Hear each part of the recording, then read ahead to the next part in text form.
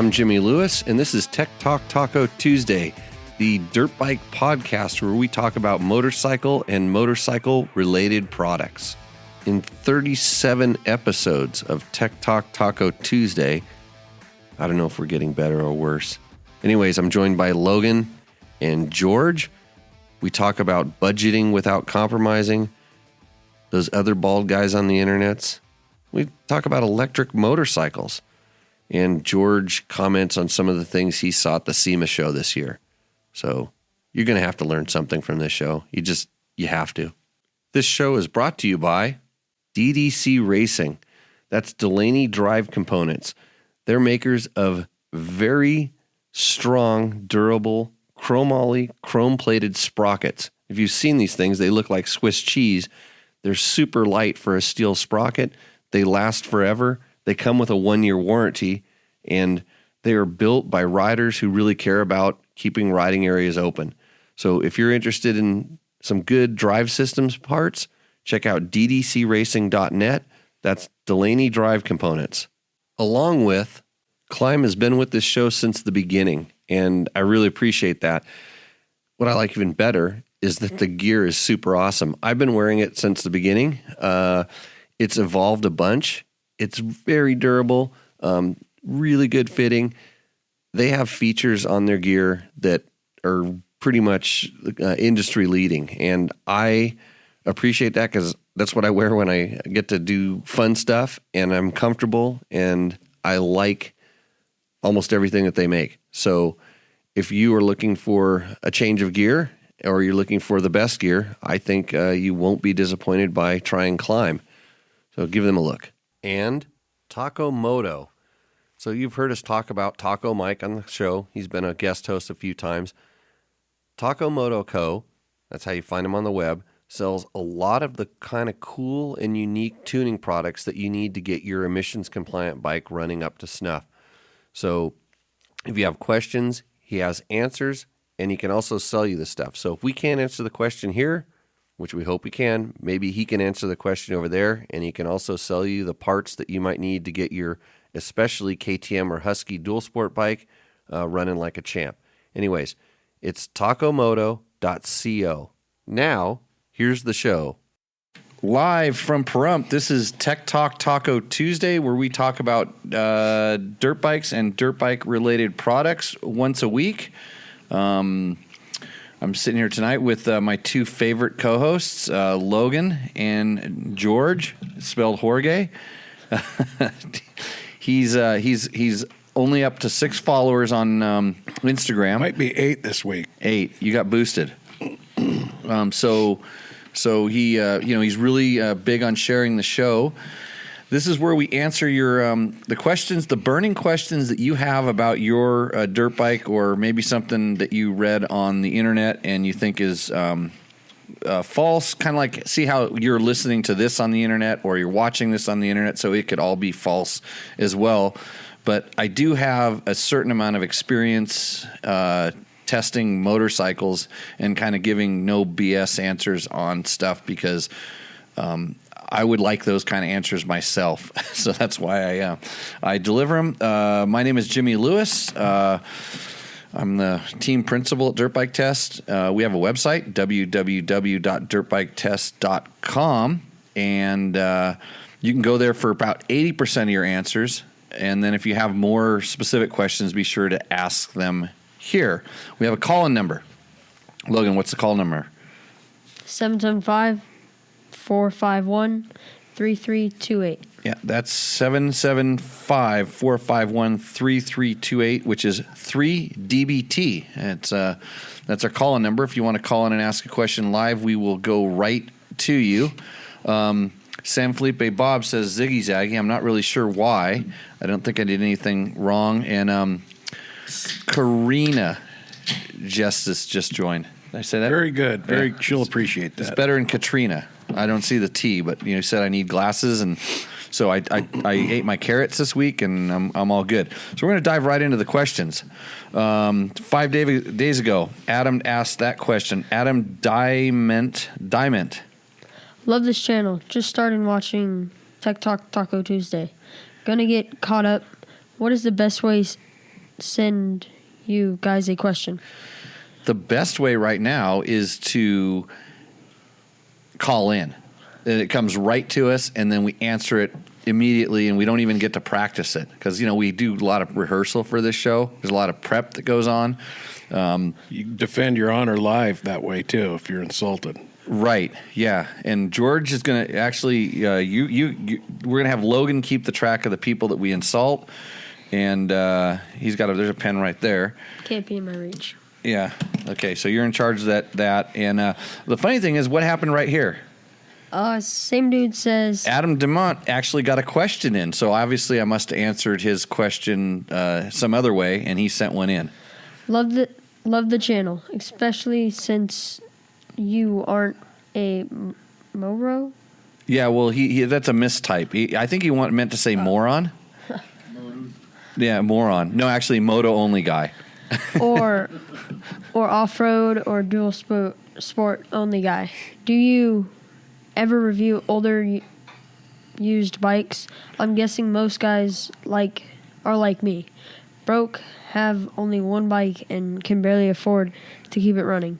My question is this. If you were on a budget and could only have one bike used for off-road trails, dual sport, and casual moto, what would it be? I would say it's fair to include bikes that aren't factory plated, since any states with plate off-road bikes. Adam, this is a really good question, and we're going to go around the horn. Logan, you're first. My Super Mini. Your Super Mini, which is a YZ103. YZ103. That's the best bike for Adam, you think? Oh, for Adam? I know it's the best bike for you right now.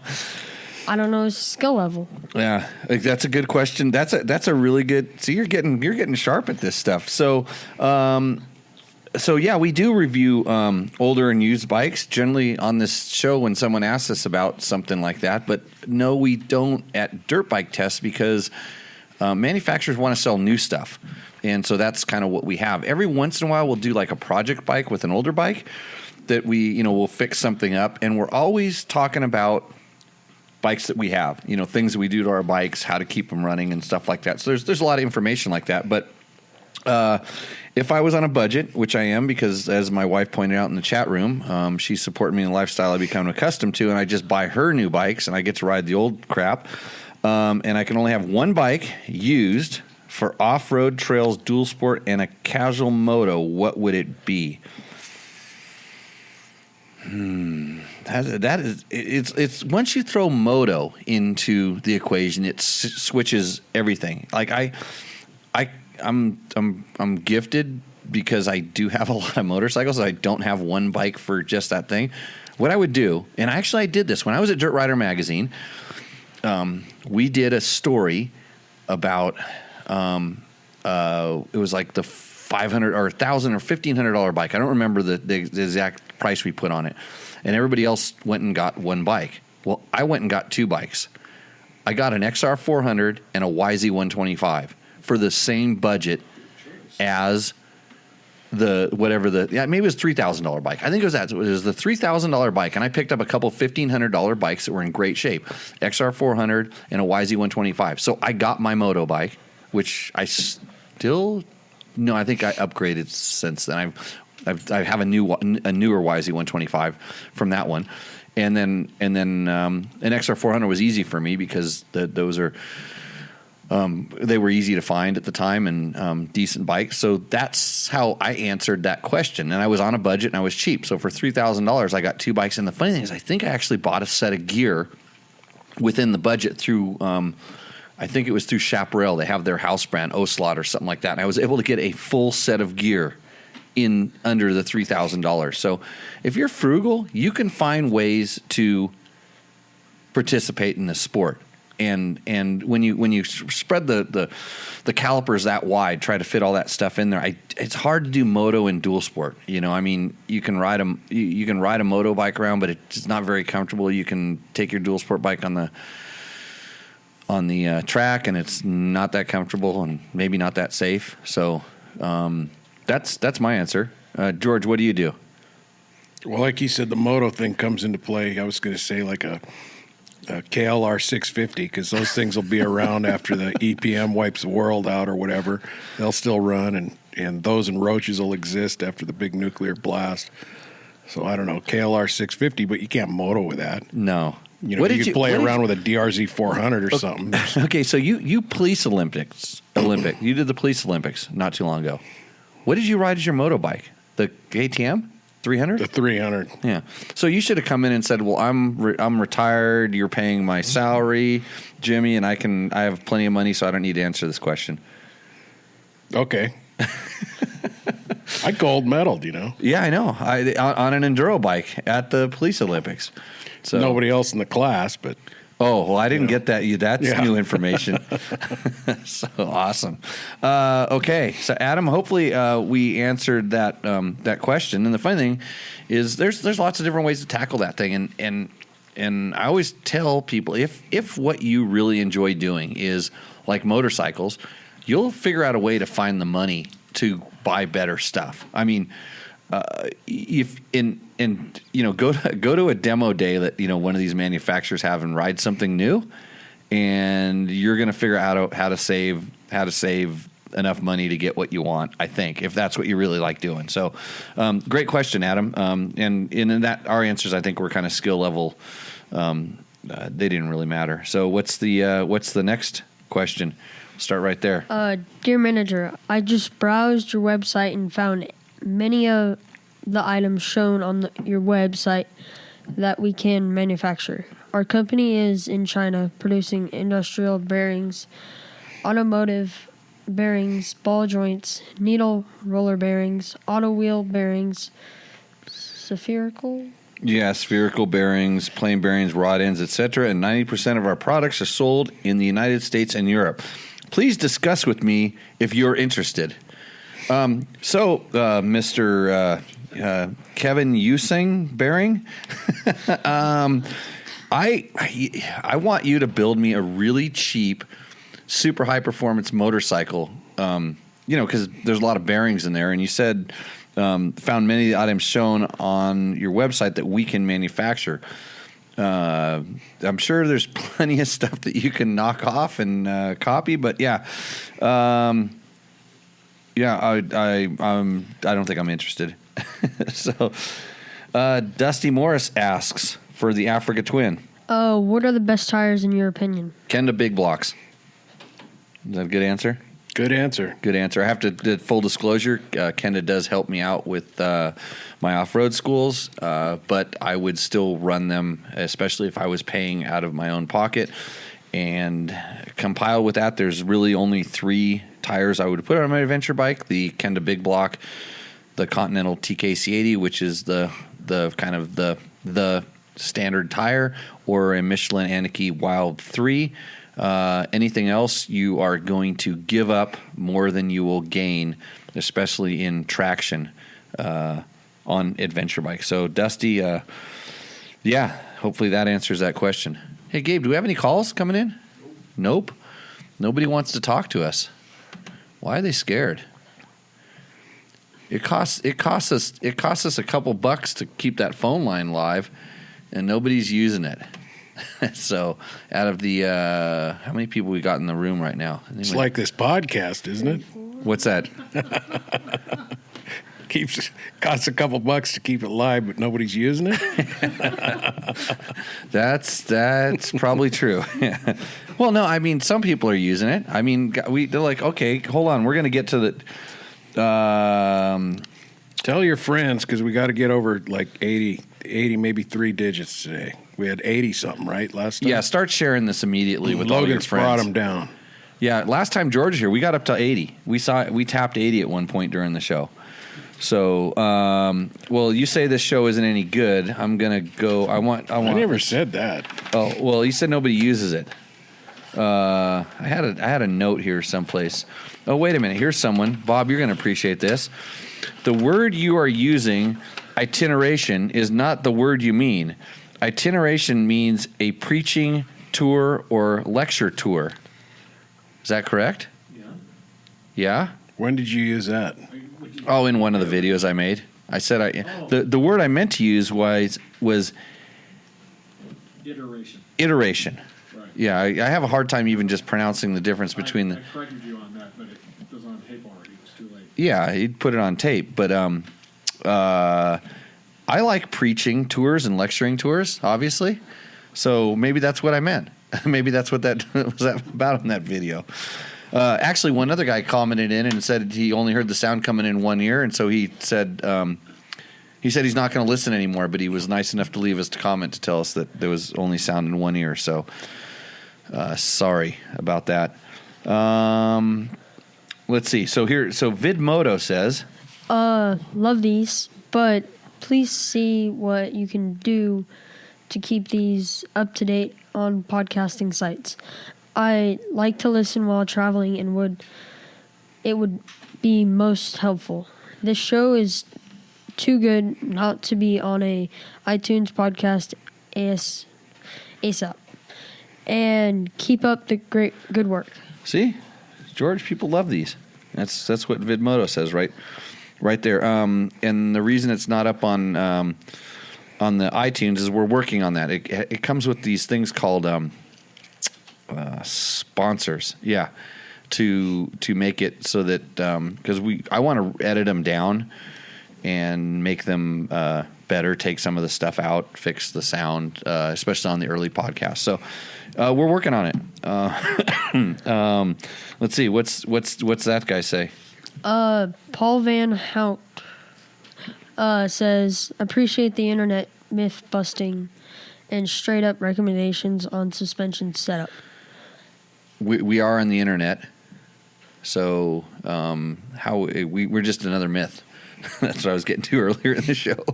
But you get to pick and choose who you trust, and I do try to break that stuff down, especially all the modification stuff. I can kind of explain it, and there's reasons for it. Interesting. I had a long discussion with Taco Mike, who we've brought up. He has a really good what do they call that sheet? Remember the note sheet, the document that you posted up? It's called what's a sheet called that has all just the facts on it? Not a spreadsheet. Not a spreadsheet, but it was a fact statement white paper. Is it what? White paper? A white paper? Is that what you call it? That's what he called it, and he was in here earlier. Maybe he can remind me what his sheet is called. But the good, Sheet? not a spreadsheet. No, crib. No, I think it was called a white paper, and it was just an unsolicited paper. unsolicited. Yeah, so it was just unsolicited. It was just the facts about like some of the tuning you could do to the KTM EXC specifically. And somebody brought it to our attention. I read it and I said, hey, this guy knows what he's talking about. You can tell he's done some testing. He is in business to sell you some stuff, but he's very descriptive about how he tells you how to do it. And that's the same way I like to be, when I tell you stuff, it's like I don't necessarily, I don't need to say, we're not putting a store on the backside of the website or anything like that yet, right? White paper. You're White paper, right. On the internet, of course. It's a government or other authoritative report giving information or proposals on an issue. Does that sound like what you're talking about? I don't know if he's the government, but he has a pretty good opinion of that stuff. So that's kind of the way we want to dish out the info. So Paul, thanks for we are trying to do some of the myth busting, and that's what I don't have time to go look at all this stuff. But I tell you what, I would guarantee you that about half the questions that I get, it's from someone who saw something someplace else, and what I said maybe disagreed with that, and then they want me to explain it. Like the latest one, the one I've been getting a lot is, because we've been doing a lot of stuff with the KTM TPI 2-stroke, is like, well, I heard you just put an extra ounce of oil in the gas or 2 ounces of oil in the gas tank, and then everything's good and it's not going to seize. And I'm like, it's not going to seize if you put the proper oil in it and you just leave it alone. And that comes from one of the other bald guys on the internet. We've identified 3 of them. I'm one of them. As you can, I take my hat off, but my headphones are on. There's there's a lot of bald guys spewing out motorcycle information on the internet, and let's see, one of them's crazy. The other one knows it all, and the other one is crazier than the other two, or something. So, take it for what it's worth, I guess.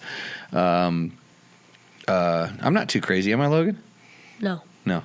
Yeah. I don't think so. You haven't seen it yet? Wait till yeah, give me a few minutes. But kind of back to that. There's sometimes people just get these different ideas and where it comes from, the experience. And I always say it's like, okay, what's their motive to do this? I mean, it does take a lot of effort to put a video up on YouTube, and I do it for my ego. And those guys do it because they have a store behind their thing. So you kind of have to, and my ego is very fragile. I have to make sure the information is pretty decent, or I'm going to get slayed. And because the information travels really quick, and there's a lot of people with information that might differ from it, and I would like to talk to you about that, when we start talking about it, and because I'm going to learn something from that interaction or that discussion about what you feel, because everybody's valid when they're testing bikes. Everybody has a valid opinion. It's like, okay, how much experience is backing up that opinion? What's what are you comparing it to? What are you really wanting this to do? Everybody has a special, unique need, and I can usually break that down. That's why a lot of times we ask for more information, like Logan did. He said, "What's that guy's skill level?" Because it does make a difference. What do you really want to do with that bike? He wanted to do everything with the bike. So back to that. Okay, let's go back to. Do we finish all the questions of that page? No. Oh, let's right back to KTM 300. What does Robinson Enduro say? I am only concerned about this electric oil pump that can die on me while riding.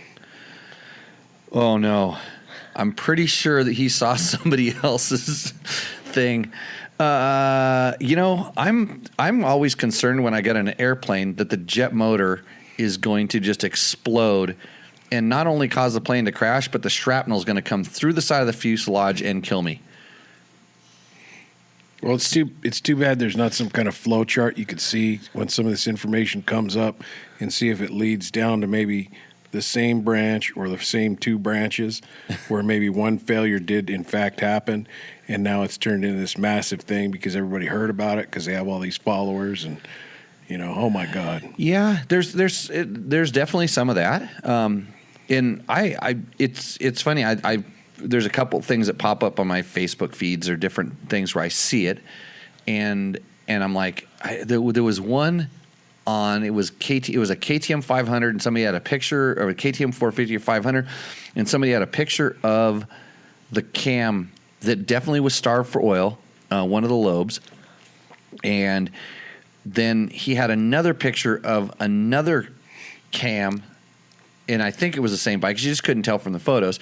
And he was going, "Hey, is this a problem? Do I need to worry about mine? Should I check mine? Did I take mine apart?" And so the first thing I did was I ran out to my garage and opened up the valve cover on my KTM 500. And I'm not lying right now. Did you notice the valve cover's off? I didn't look in the garage. Oh, okay. So my valve cover is off my KTM 500. What I'm lying about is I didn't run out there because it has 500 hours on it, and I needed to straighten a little part of the subframe, and the bike was just starting to come apart. So I said, you know what? It's time to check the valves, because I checked them last at 390 hours, and now it's 500. And I will honestly tell you that this is the first time I'm going to have to adjust the valves. 500 hours on that bike. I have a record written on top of the valve cover of all the different checks and stuff, and my intake valves are finally down to 0.08 millimeters, and it's to 10, I think 10 to 12. I don't know what the thing is, but it's they're enough to where it's like, I gotta check them. So, when you see that kind of stuff, when you have that somebody goes and grabs pictures from different things and says, "Oh my God, is this a problem?" And it may have been a problem or one or two. It's funny because somebody also commented on that thing. They said, "Hey, the this year KTM factory editions had a problem with they were missing a ball bearing in some place in there that created pressure inside of the oiling system. Someone else commented that, what did he say? All of the castings are not cleaned and they plug up the oil jets, which I find kind of hard to believe because I have way more friends that have never had an issue at all than I've even know anybody that's had one issue. You know, do we know somebody's had one issue? It's the 2-cam motors that were having oiling traffic. That was a long time ago. How long has it been since they have 2 cams on the big bikes? Cams. Huh? The 450 has 2 cams, doesn't it? No, on a KTM. 350, 250. 350s and 250s do. Yeah. But I mean, it's like it's not a big deal. Anyway, so that's where a lot of the myth busting comes in. It's really, I think people spend too much time in front of their computers, and then probably the guy that actually did go run out to the garage and tear his bike open didn't put the valve cover gasket back on properly, and then the oil leaked out the side, and then he did have a failure, and then he blamed it on the manufacturer. I'm guessing. I don't know. Yeah. When something goes wrong, I always ask somebody, "What did you do to the bike last?" And you can usually chase it down from there. You want a question off the forum just tonight? Yeah, we're gonna get there. We should do that. You ready? Yeah, I'm ready. Andrew Molbach. Okay. Question. For the 2016 KTM 350 EXCF, the OEM clutch friction disc used to be 2 millimeters thick, but were recently superseded by new OEM discs that are only 1.95. None of the other clutch components were changed. There are 8 friction discs, so the new stack up will be 0.4 millimeters thinner than before. When using the new disc, should I make any other adjustments to account for the 0.40 millimeter thinner clutch pack? Question mark. For example, should the position of the spring ring be changed? Also, should the wear specification for minimum clutch pack thickness now be reduced from the previous value of 26.4 to 26? Man, this guy's reading the manual. Yeah. That's super specific. 0.4 millimeters isn't that big of a deal in a clutch pass, especially with a hydraulic clutch because it self-compensates and everything. That's not that much. I know, like when you're installing like recluse clutch components and stuff, they're very particular about the thickness on that because they have a thing, their disc that's doing the expansion and the opening and closing, where the stock one's that 0.4 millimeters, it's going to close up. I'm not really sure why they would have made that small of a change. Maybe the manufacturer, whoever they turned to do the manufacturing of the clutch pieces, changed, and it changed. A lot of that kind of stuff, there's some other reason for it. It's not like a big thing, but I think if the total thickness goes down 0.4 on the new parts, then your total, whatever your wear thickness for minimum. But in all of my life, I've never had to measure my clutch to find out whether it was worn out. I knew it was worn out from the way it performed, the way it smelled, or the color of it. I've never had to go back in, and if generally those few things will happen, it'll start slipping or something starts functioning, warps, it'll warp and it'll get funky, and then it's not working right, and there's no reason in measuring it. It's jacked up. You need to replace it. So we have a question from the field here. Is it a different part number? I'm superseded. Sure, I'm sure it's a different part number if it's been superseded. But if you put it all together and it hooks up fine, isn't slipping, should be fine, right? Yeah, if it's not slipping, don't worry about it. If it's not grabbing, and it's funny because certain KTM clutches, the older ones especially, will squeal. They make a squealing noise. And he's also talking about that adjustment on that clutch ring. So it's a diaphragm spring clutch, and there's 3 different. It's more tension on the spring depending on where you bolt it on. And there's 1, 2, and 3. And I think in some European countries, there's like A, B, and C. They had different letters on the adjustment thing. The manual is very good at explaining what those are for, but basically on my clutches, 1 is a softer engagement, and 3 is a more abrupt or harder engagement. It makes the lever pull just a little bit tighter, but just pushes the spring in tighter against the whole pack, right? Lowers it down. Correct. Yeah, it allows it to goes in closer. So But that's the thing. We have any other questions on there? No. Your wife just asked what the uncertainty of the measurement was. The uncertainty of what measurement? The clutch pack. Of What's that the uncertainty and measurement of that result of happy birthday, by the way, recently. Yeah, that was yesterday. Is Heather's birthday. Yeah, that's good because 0.4 millimeters over the course of a whole clutch pack is that's not much. So Jesse Kelly also asked, where can I get piston rings for a 74 Honda XL 350 with a big bore kit? San Felipe Bob was kind enough to suggest Wiseco. Any other suggestions? Wait, what? It's about 5 from the bottom. 5 from the bottom. And Logan's going to find it for me. Where can I get a 1974 XL 350? Logan, when were you born? 2005. Can you Google that, do you think? I ran a quick check here. You did? eBay. I'd say eBay. No. The dual carbs didn't come till the early 80s. Yeah, those are the 80s. That was the RFVC. I had one of those. I punched a hole in that top of that piston on my XR200, holding it wide open in a sand wash. Let's see. Dave Scott said, I called last week. It's someone else's turn. I'm waiting for some TPI exhaust stuff. Well, Dave Scott, just for you, I'm going to tell you about what I learned by testing 3 different pipes and 4. How many mufflers did I go through? 4. 4 mufflers? Yeah. 4 FMF ones and a stock one, so 5 mufflers. Alrez, how many do we do? 4 mufflers. 4 mufflers, including stock? Plus the stock. Plus stock, 5. So how many combinations was that? It was a lot. Well, I'm going to start out by telling you. Here's the thing. So we had it's George's 2019 KTM 300 TPI bike, which he was kind enough to mount a brand new tire on for me after I smoked the other one off. I blew the other one off the rim, and he put a brand new one on there, and he hasn't even ridden it. And I went out and did pipe testing, and if you know what that's like, it's hard on tires. So thanks, George. I got another tire for you if you need it.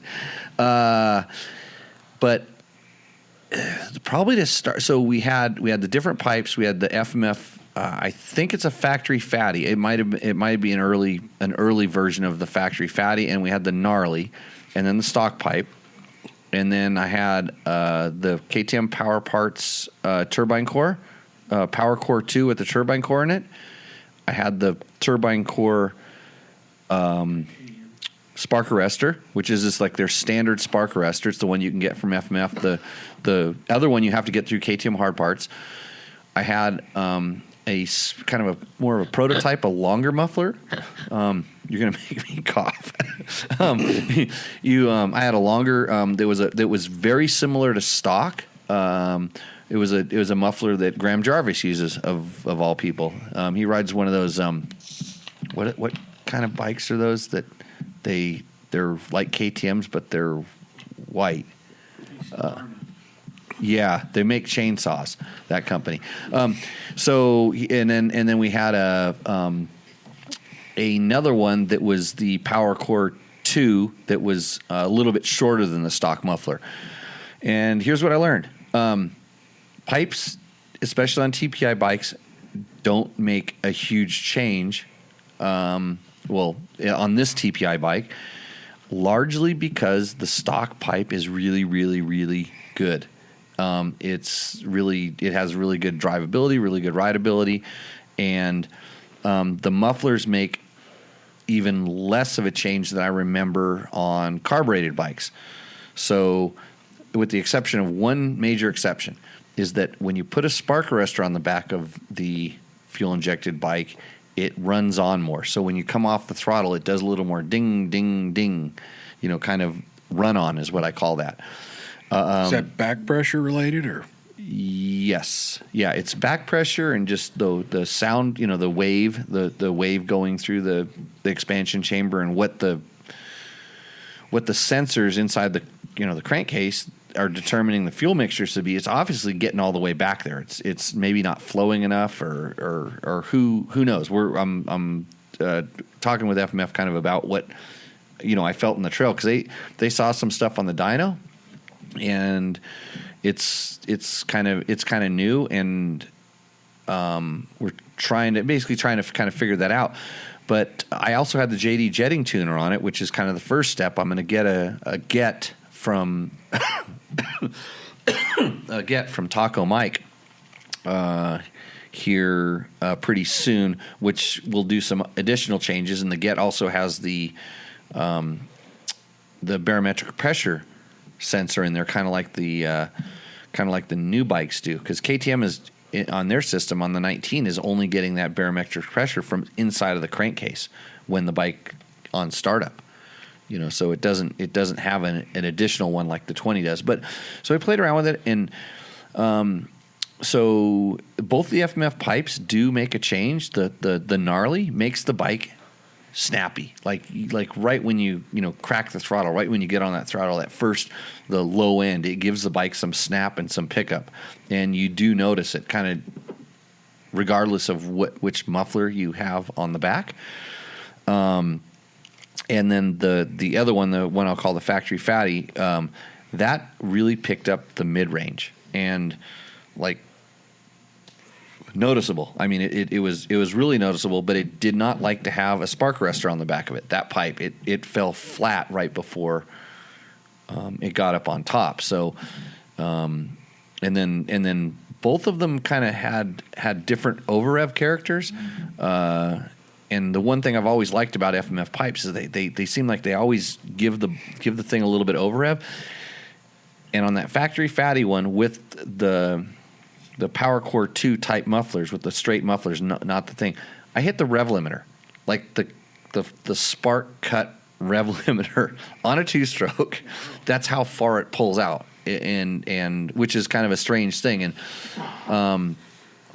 And I think they had to put that in there because now with fuel injection, it doesn't just just run into a wall up there. So yeah, it was it's interesting. But if I were to put it in percentages, like what kind of changes that you feel, if you can get the biggest change you can get out of that bike is by adjusting the power valve. And I know KTM tells you not to, but it does work.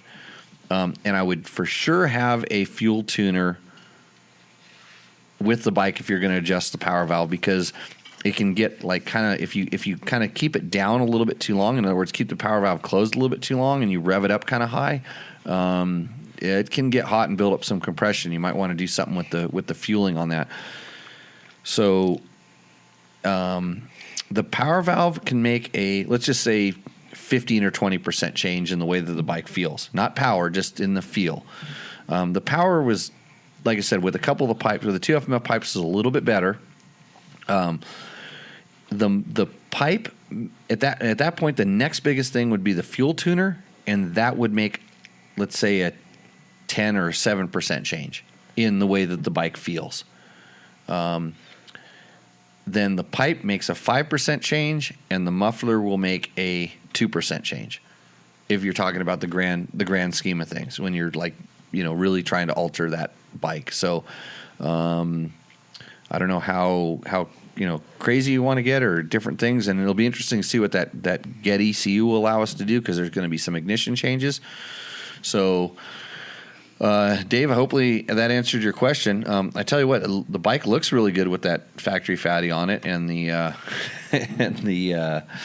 the blue special muffler for the other colored bike. Big John's asking a question here about the CRF 450X. Big John, any big changes coming to the CRF 450X? A couple of replies to him down below. But what did they say? What did the panel experts say? Nothing. They didn't say anything. There'll be no changes, I don't think. I mean, I think maybe in 21 or 22 you're going to see some changes. Actually, hey, Gabe, did you watch that video I made? No? The one that you were supposed to make? The things I didn't like about the 2019 Honda CRF 450X? Maybe I'll put that up there. That should prompt some changes. I'd like to see the instrument, the little instrument thing, stay on for a little bit longer than 0 seconds after you shut the bike off. That was my complaint number one. That was my biggest complaint with that bike. The clutch, I wish that they would have a little bit better feel at the clutch, and then the chain guide is little suspect, little weak. So we'll have that video up pretty quick. I got a question. Right. My 17500, the speedometer, odometer, every now and then just loses all its data except for the stuff that can't change. So the total mileage, it just goes blank. On your KTM 500, It seems to be more frequent. Yeah. is the battery is the battery that's underneath it? Well, dead? No, because I can turn it on, at a standstill, and it'll stay on for quite a while. It doesn't just shut off right away or get weird. It's just periodically the thing loses your trip meter stuff and the clock and all that kind of junk, and you got to reset it. I didn't know if you've ever experienced that. I never look at mine on the KTMs because the meter is kind of a piece of junk. You should Trail Tech it. Well, I use a Trail Tech to GPS most of the time to kind of keep track of the stuff I need to keep track of. But you need to take some pictures of it and go find some other pictures of people having the same problem, and then go on the internet and Just say it's a recall issue. Huh? yeah, It's terrible. ask the question because I actually on most of my bikes the problem is I'm always switching wheels between bikes, and some of them have sensors, the magnet sensors on there, and some don't. And then I've also seen when the batteries, even just from vibration and stuff, get a little corroded, that causing the issue. Some wires getting chafed. I've seen that happen on KTM odometers. So hopefully that does that answer your question, George? Not at all. Not at all. What was the have I seen it before? What was the question? No, you answered it. I just got to look into it. I don't have time for that. You should hire a mechanic. I should fire my mechanic is what I should do. Let's see. Dave says we have to have a spark arrestor for the MPEG, so that's why I'm real curious. If you have to get a spark arrestor, buy the KTM Power Parts one. Buy the Power Core 2 with the spark arrestor. It has a bigger opening up. Actually, on our Instagram account, I think I put a picture of the two different sizes of the openings, and the bigger opening definitely has less run on, and that was on the stock pipe. No. I have to look at my notes again, but I'll write it up when I do the video or write it all up. Let's see. Mark has an engineering degree. Did you know that? You should find a picture of La Bamba. Bob should put a picture. Well, Bob probably already did put a picture of La Bamba up, and then you can see because he said he helped on that. Let's see. Yes, Mark, CR450X chain guides have always been weak. And anytime I raced a Honda, we welded on the swing arm to reinforce the chain guide, because even if you buy an accessory chain guide, which does help, if you hit it hard enough, it'll break it out of the swing arm. And even on our bike, we hit it pretty hard. I was really surprised that the swing arm tabs stayed attached. So George, some of these Sonny's Stunny. He's a poser, I know. Oh yeah, a poser. His 690 was doing the same thing. It caused by the plastic layers are vibrating and create a white plastic duct. Took it apart and epoxied all the layers, and it is perfect now. I think he's kind of trolling there. You think so? Yeah, we were having a discussion about epoxies because I shook the tail light assembly off my 500 recently, and he has this Frankenstein bike all epoxied together in the windscreen. So he was out in Pahrump this weekend. We were talking about. I'm not a big fan of epoxy. So George, what did you do today? Well, see, he's sleeping over there. We walked 7.5 miles around SEMA. 7.5 miles at SEMA. Yeah, I noticed I put you to sleep. I wasn't going to say anything because that's not really looking that good for the podcast. It's like. Well, unless you're trying to listen to this before you go to bedtime in my soft, soothing voice with a ton of information, because a lot of times they say even though you're sleeping, you're going to absorb this information somehow magically. It'll you're asleep. You think you're asleep, but you're really learning about dirt bikes and dirt bike related products while you sleep. He's dozing off again. That's perfect. So what did you see? Well, thanks to you and I think it's Lorian. Lorian and Steve Christini. Lorian and Steve Castrini, and Lorian makes spark plugs. You can find him at intelligentsparkplugs.com. Cool. And Steve And Castrini. I'm testing some of those, by the way. Long and the short of it was I had to deliver a bike over there yesterday. And, but no, we walked around, a lot of cool stuff. You know, I mean, I'll never get an opportunity to go to something like that. It was neat to see. A lot of my car guys are jealous. You know, saw a lot of things that caught our interest, but the one thing we came upon that we'll be anxious to see it come out, it's not in production yet, but Rigid has a new headlight assembly like the Baja Designs. It fits in the plastic and everything. Mm-hmm. And they're testing it out. They think a few months and they should have it going, but it's an adaptive, reactive light. So it has some sort of GPS sensor in it. And as you pick up speed, the beam focuses into a narrow, further beam. And as you slow down, it gets a little broader and wider. So I guess you're not distracted at speed by all the stuff right next to you. You're looking further down the road. I guess would be the advantage to that changing. It also has a mode where you can just leave it on and get, you know, all it has to do. Yeah. To go. It sounded like their price point was, you know, maybe going to be in the $400 range or something like that. That's what it sounds like it should be for something that's a lot of technology, but it's amazing that somebody would kind of think of all that. My kind of bounce back or go to is like, why wouldn't you just have all the best light all the time? I kind of noticed when you know, that's why we used to run when we were racing in Baja, we'd run the two different headlights. One was a flood and one was a spot.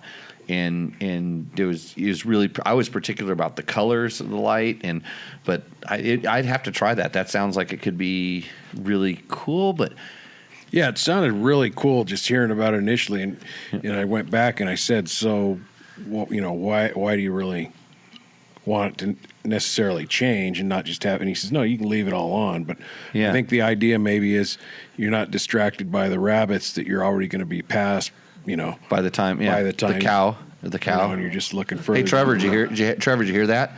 It won't shine on the cow that you just barely missed. Did you see Trevor's pile up? He's got it on dirt bike test. First turn of the Big Six Grand Prix in the Pro 2 class. That's the Pro 2 class. Yeah, it normally happens in the beginner class. Yeah, no, he managed to be right behind that and got stopped before he was involved in it. So I'm not really a big fan of those kind of videos, but hey. I think actually Mark just said this. Cars have, you know, self-adjusting beams like turning lights and stuff, and I think some of the adventure bikes are now having lights that you know predict where you're going to turn, and they start aiming lights in that direction. So I think that technology will only get better. That'll be kind of cool. I'd like to try it. I mean, I'd really like to see what that does. You know, the way that they feel like it should operate, and maybe that would be. I think about it because, I mean, I'm sure as heck not looking off to the side when I'm going fast, and whether I have good light there or bad, it doesn't matter. I wonder if that affects your, like, pupils. If you don't have a lot of reflectivity up close to you, if your pupils dilate a little more, you can see better overall. Yeah. You know, if everything's close and really reflecting back, maybe your pupils screw down a little.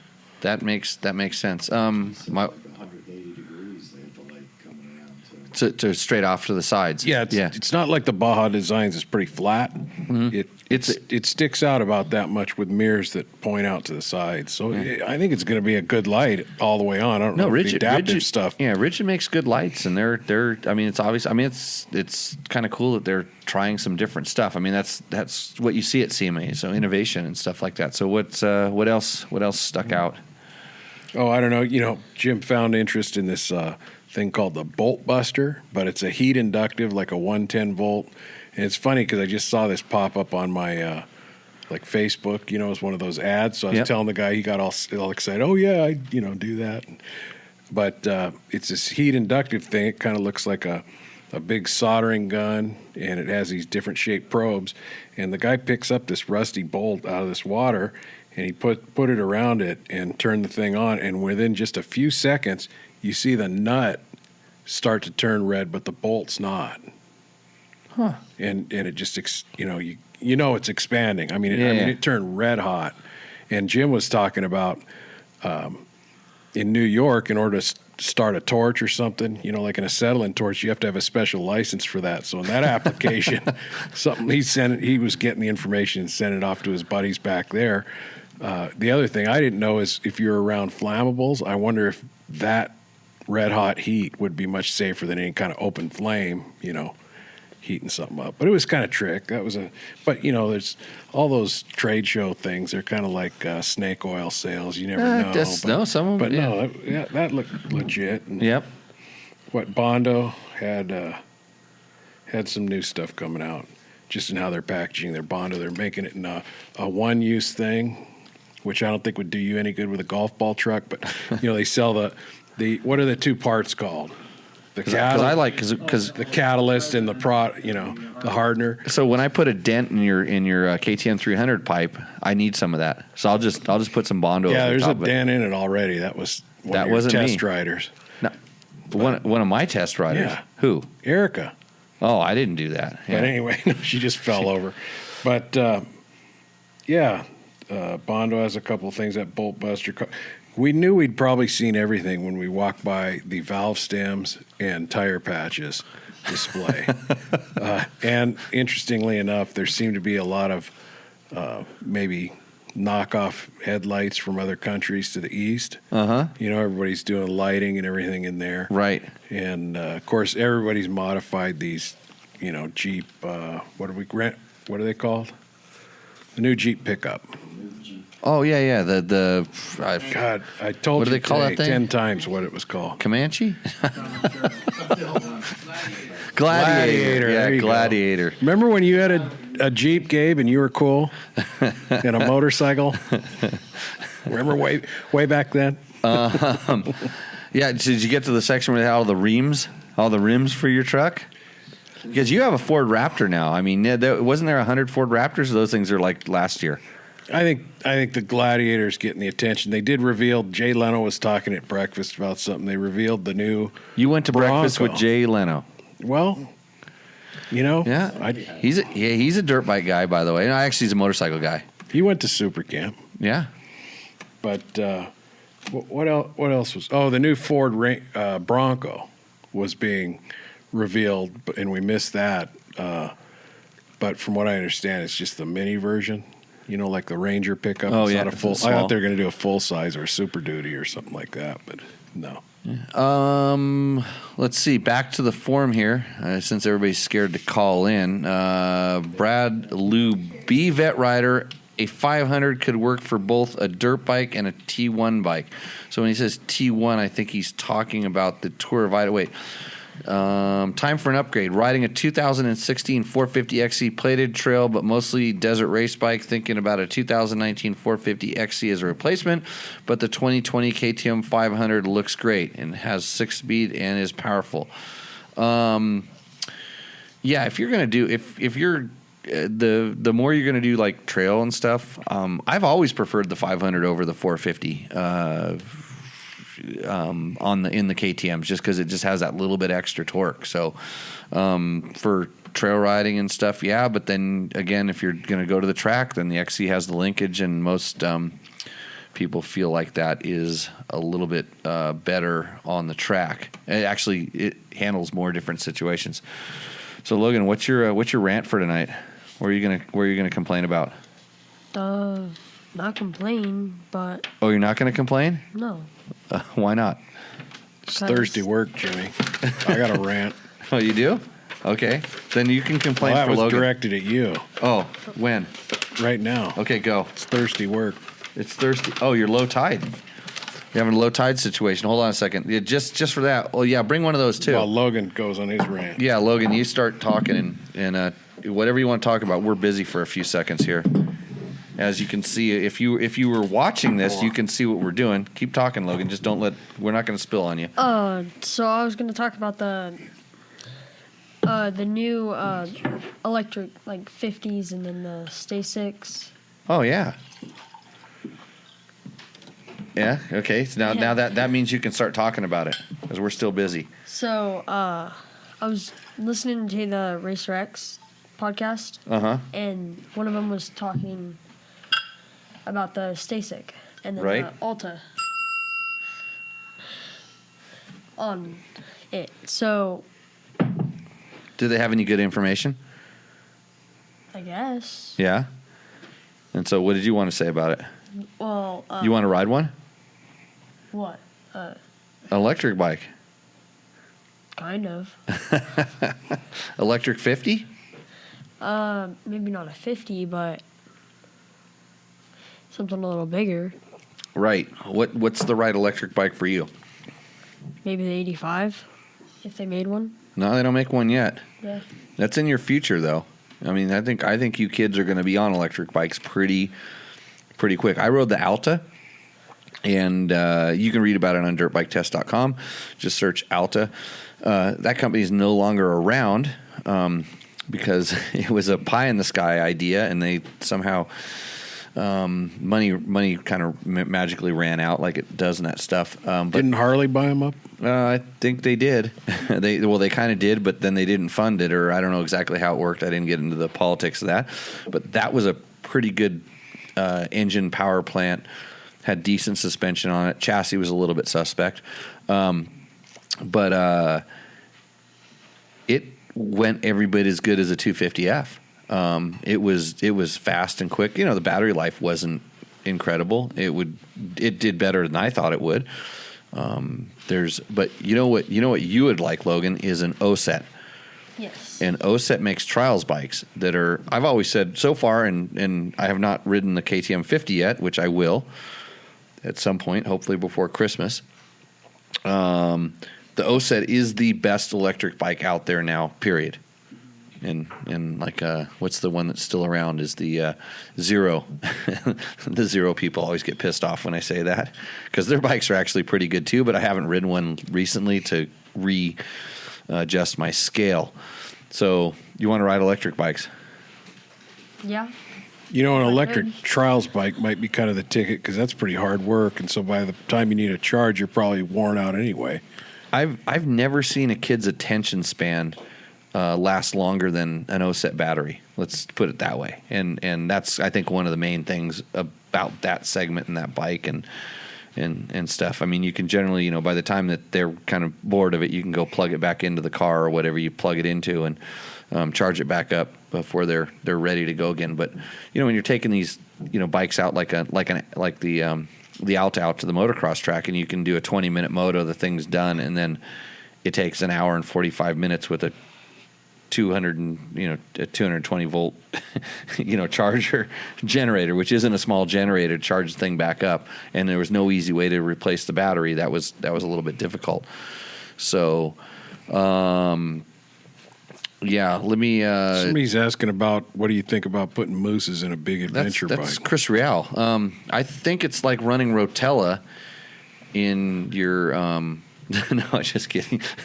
Rotella is almost like a bad word or a code word. I have not done it yet. I've done it in the front on a KTM 950, but it was a long time ago, and it lasted about half of what I got out of a smaller bike, of course, because of the weight.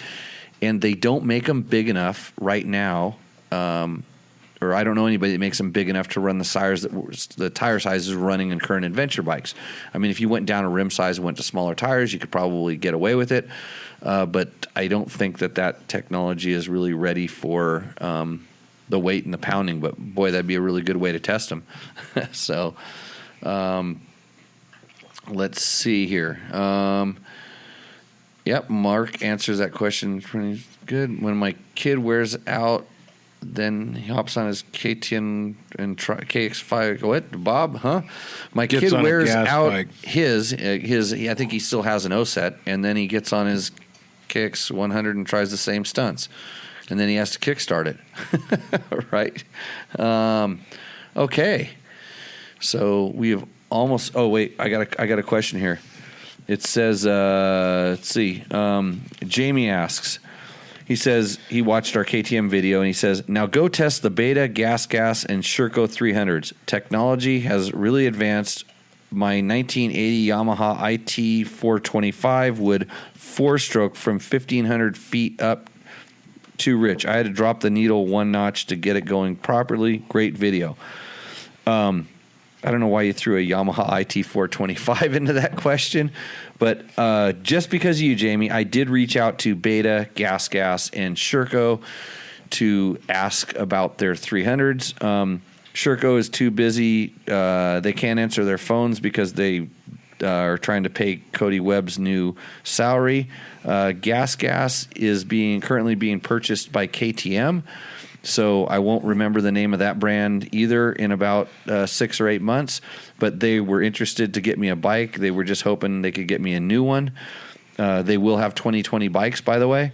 And Beta said they will get back to me. I think they gave my test bike to another bald guy. They might have got us confused.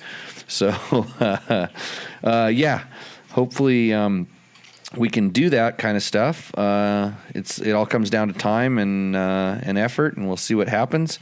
And then Tom Fisher, who I think answered his question last time, he said, "Thanks for the response. I think the KTM 150 is the answer with electric start and lighter weight." He was the one from Zimbabwe.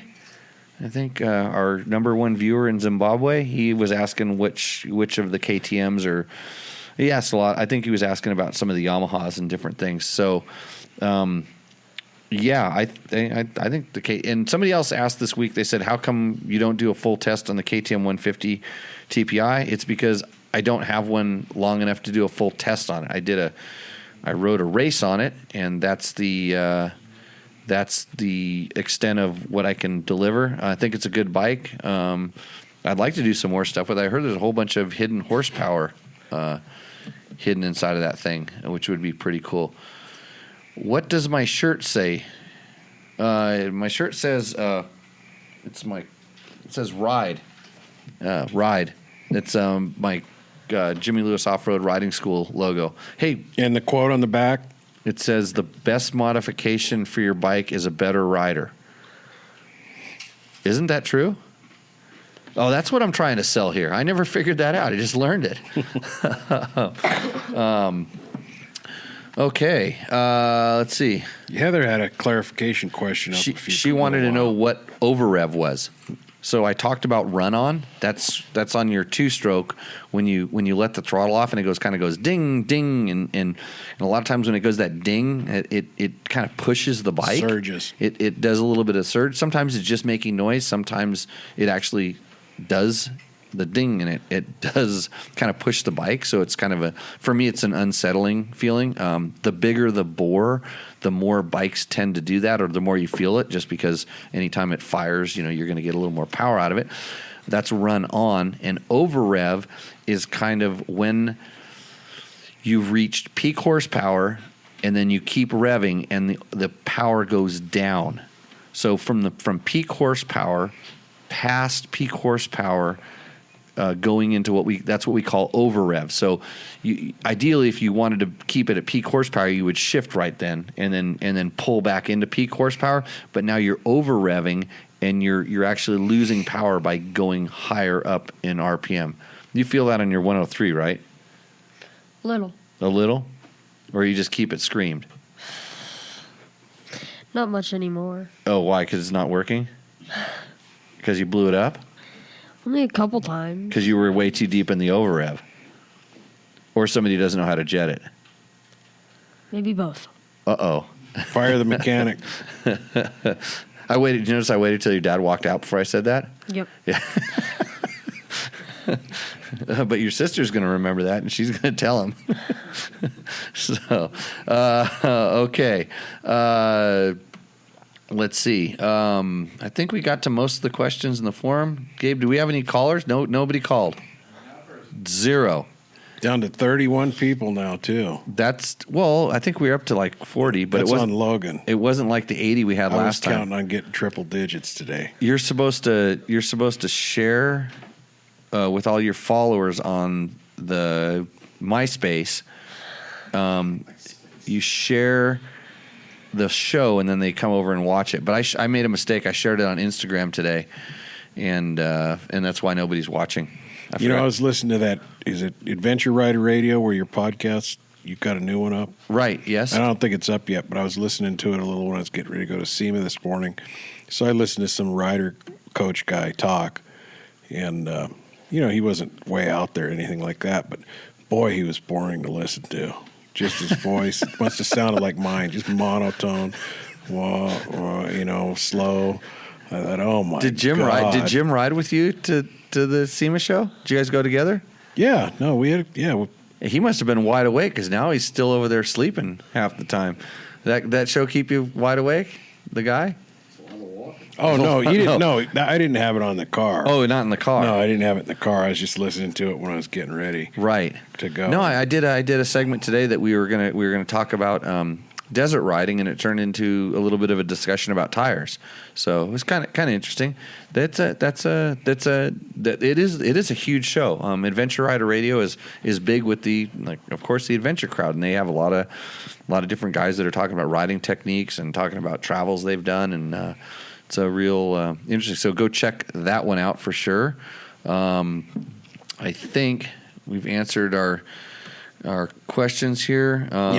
Hey, somebody said they just figured out the 3 bald guys jokes that I keep making. One of these days, someone's going to actually. I actually reached out to the other company that makes those white KTM's to try to get a test bike from them too. I thought that'd be the avenue to get the 150 TPI bike. I thought maybe that'd be the answer, because KTM doesn't have anymore. They're gone, sold, finished. No 150 TPIs until next year if we need to. So David Brown is sorry that he's late, and let's see, got all the questions in here. I don't think you insulted anybody, did you? No, we're trying to keep it clean these days, except for the other 2 bald guys that probably insulted those dudes. I've been I've been texting. Remember Gabe that from Torture Test magazine? I think I must have pissed him off because he doesn't respond to texts or anything. I showed him a picture of a box of CRF 250 X parts. I mean, a big box.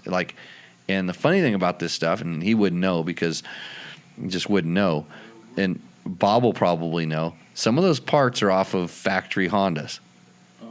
Yeah, there's some good parts in that box. Yeah, I got some good stuff. I used to have a really good connection. The Army sent him to Africa already. Not really? Was he getting ready to go? That's what they were going to send him. Yeah. He hadn't gone yet. Oh, yeah. Maybe he's just not responding. So, deployed. Yeah. Yeah, he was. That could be the truth. Maybe he's not really scared of me. Was Army? I thought the Marines were the ones that broke stuff all the time.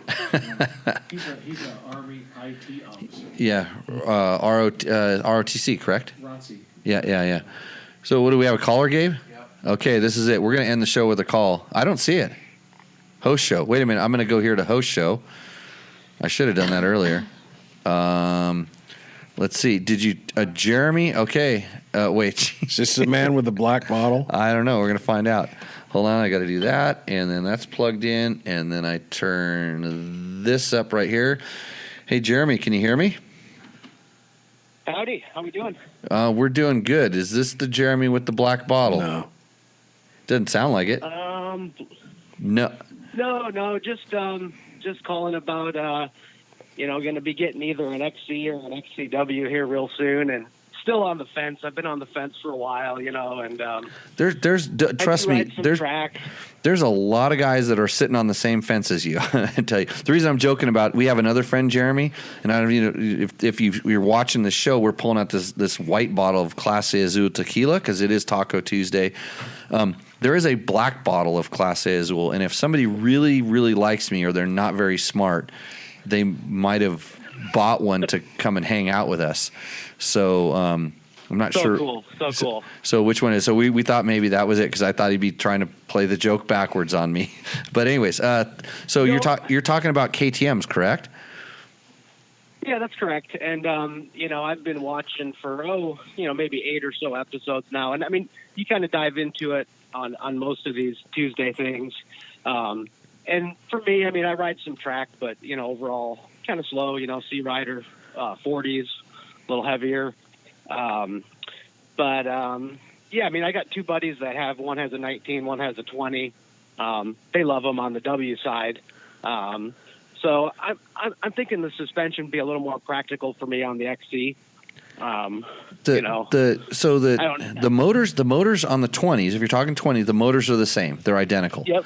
The one thing that I'll tell you that I'm stoked about is the fact that with playing with just the power valve, you can make that XC run like an SX. You can get that level, and you can also get it to run like what you would think an XCW should run like. So just with power valve, you can make that bike motor work however you want it. So now we're like kind of down to suspension. And the difference, if I have to really pick it apart between linkage and non-linkage, and then you're also air fork or non-air fork, is the XC tends to ride up just a little bit taller in the stroke all the time, and the handling, I would call it more precise. Like if you start, literally, if you start thinking about turning, the XC starts turning, where the XCW, you start thinking about it and you kind of have to turn it. Does that sort of make sense? No. I'm totally with you. And I heard you when you said that.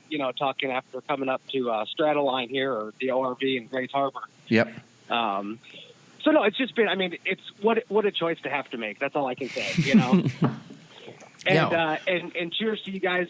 Cheers to you guys doing your thing. It's a great service, and Jorge and your other co-host, I'll have to buy him a cup of coffee before the next broadcast. No, Logan can't have a cup. He's on a strict racing diet. He drinks water. Know, right? The race fuel. What's Logan's smoothies? Vegetable smoothies. Yeah. So we're working on we're prodding him. We're going to get him to talk. He'll be a good test rider once he learns how to talk.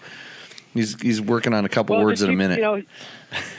You guys just keep doing what you're doing. It's much appreciated, and thanks for the insight. And as far as I'm going to be probably at least down the road, wanting to dual sport it, but that doesn't involve much more if you get the XC than the W.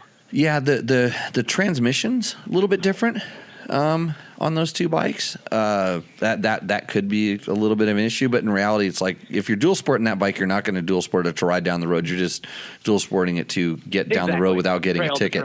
Yeah, exactly. So and I'm I don't think I'm as into some of the goat trails as my two buddies that have them. Yep. And I think that the XC can get it done too. So, anyways, thank you so much, and appreciate what you're doing. Right on. Thanks for calling, Jeremy. Yeah, see Okay, you. we'll talk to you. Bye. Okay. That is our, at least we use the phone line, right, Gabe? Makes you feel effective over there. See, that's the other thing you got to learn, Logan. You got to learn what to do over there, because Gabe, he's gonna get a better stereo in his car, and he's gonna want to start driving to like Las Vegas to boom his stereo in his car, and he might not be here on Tuesday nights because I heard that's stereo bumping night in Las Vegas. You, on the other hand, I'm worried about you joining the Wheelie Boys in town and then wanting to go ride wheelies instead of coming into the show. So we'll kind of keep you guys all straight now. But hey, on that note, I want to thank everybody for joining in. It's been a good, awesome show. If you have questions, when this is on the YouTubes, you can put them down in the comments, and we usually go back the week after, farm the questions, bring them back out. You can buy a t-shirt on dirtbiketest.com. There's a thing that says shop or store. Click on that, get a t-shirt. You can have the t-shirt that George is wearing right off his back. You cannot have the one that Logan is wearing. Gabe doesn't wear t-shirts. He's naked over there in the corner. So on that note, we're going to call this show. So hopefully we will see you out on the trail. Cheers, guys.